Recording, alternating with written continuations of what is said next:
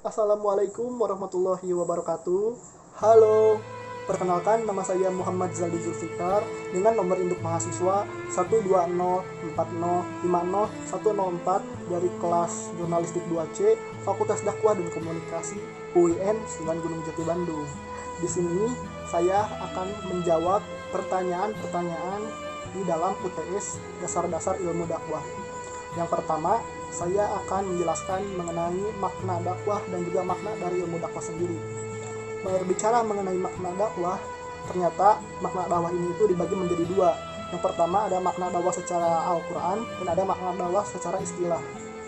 Baik, mari kita bahas dulu makna dakwah secara Al-Quran. Oke, makna dakwah dalam Al-Quran sendiri itu secara bahasa kata dakwah banyak disebutkan dalam Al-Quran dengan beragam makna. Dr. Muhammad Ismat merangkum makna dakwah dalam Al-Quran sebagai berikut.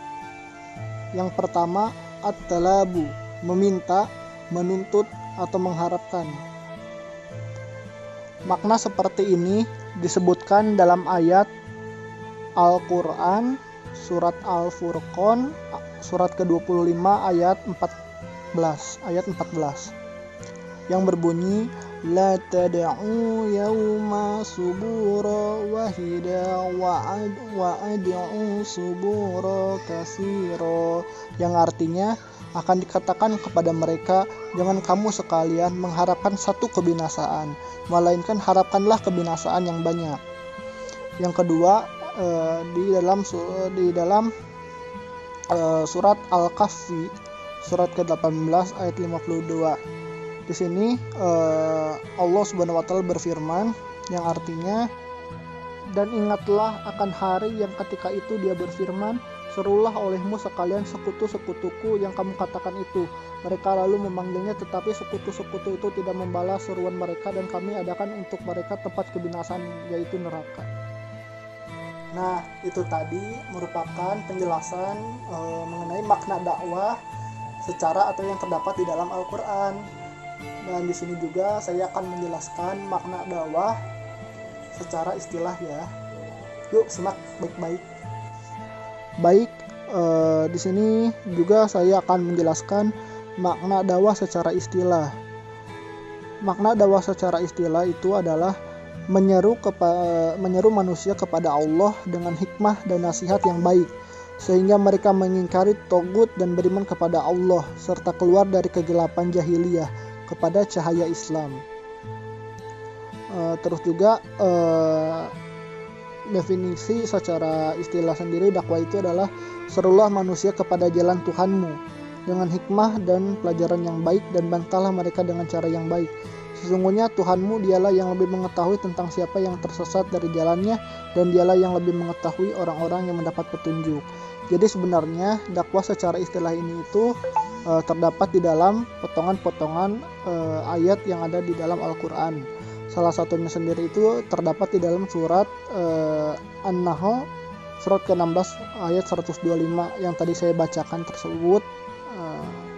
Itu dakwah secara istilah.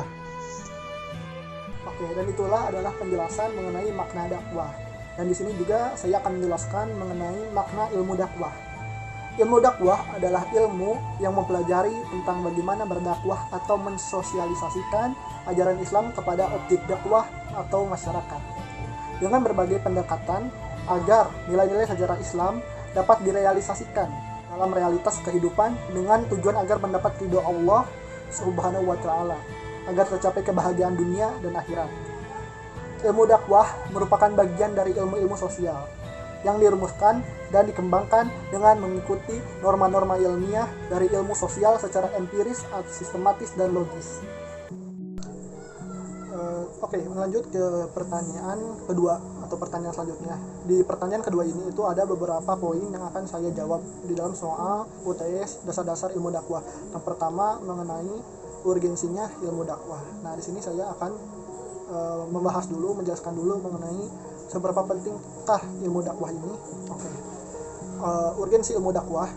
Dengan mempelajari ilmu dakwah, seorang dai diharapkan mampu mengetahui hakikat konsep dakwah Islam yang semestinya, mengetahui ayat-ayat atau hadis Nabi Shallallahu Alaihi Wasallam yang bertemakan dakwah, mengetahui berbagai metode dakwah dan perkembangannya, menjalankan kegiatan dakwah dengan memperhatikan metode dan teknik dakwah yang tepat untuk mencapai sasaran secara efektif dan efisien.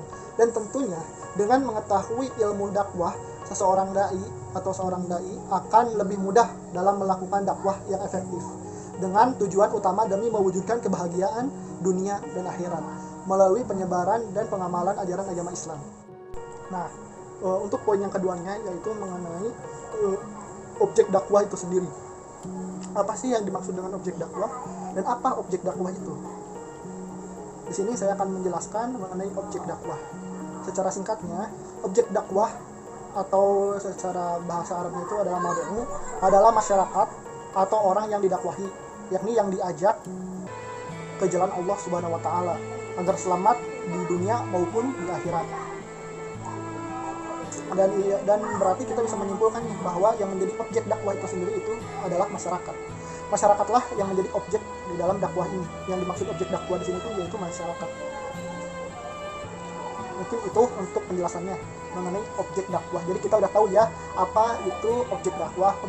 Objek dakwah itu adalah masyarakat yang diajak oleh kita ke jalan Allah Subhanahu wa taala agar masyarakat tersebut itu selamat di dunia maupun di akhirat. Nah, itu adalah objek dakwah. Oke, kita lanjut untuk yang poin ketiga, sekaligus ini adalah pertanyaan terakhir yang akan saya jawab di UTS dasar-dasar ilmu dakwah ini. Oke, untuk poin ketiganya itu yaitu tentang metode dakwah. Nah, di sini saya akan menjelaskan metode dakwah secara singkatnya ya. Metode dakwah atau yang bisa kita artikan sebagai thariqah al-dakwah, yaitu cara atau strategi yang harus kita miliki. Nah, jadi saya tegaskan kembali bahwa metode dakwah itu adalah cara atau strategi yang kita miliki oleh dai dalam melaksanakan aktivitas dakwahnya.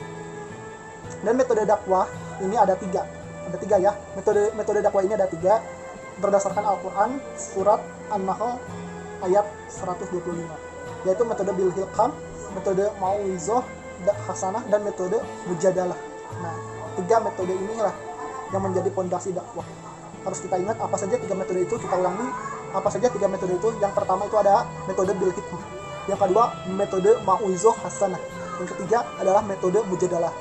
Mungkin itu ya yang harus kita perhatikan, baik dari urgensi dakwah itu sendiri, terus dari metode dan objek dakwah. Nah, itu yang harus kita pelajari dari sekarang, apalagi kita sebagai generasi penerus bangsa harus banget mempelajari metode dakwah atau ilmu dakwah ini gitu, karena ini sangat bermanfaat untuk kita ke depannya, untuk mengajak teman kita, masyarakat kita agar selamat di dunia maupun di akhirat. Mungkin itu saja yang bisa saya jawab dalam UTS dasar-dasar ilmu dakwah ini.